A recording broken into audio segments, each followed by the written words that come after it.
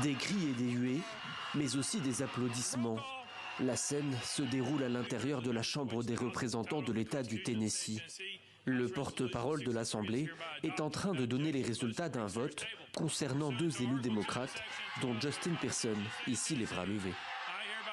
Je déclare que le représentant Justin Pearson est expulsé de la Chambre.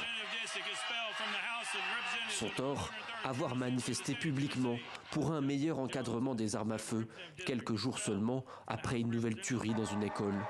Devant la décision jugée scandaleuse, ses soutiens donnent de la voix. Beaucoup d'entre eux sont contrariés par le comportement antidémocratique de cette législature dirigée par des suprémacistes blancs. Avec lui, un autre élu démocrate est également exclu.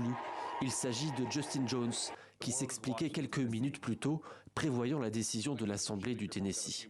Nous demandions l'interdiction des armes d'assaut et la réponse de cette Assemblée est de porter atteinte à la démocratie.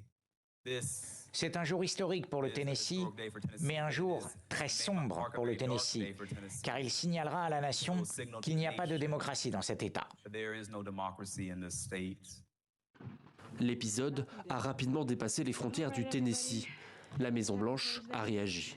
Le fait que ce vote ait lieu est choquant, antidémocratique et sans précédent.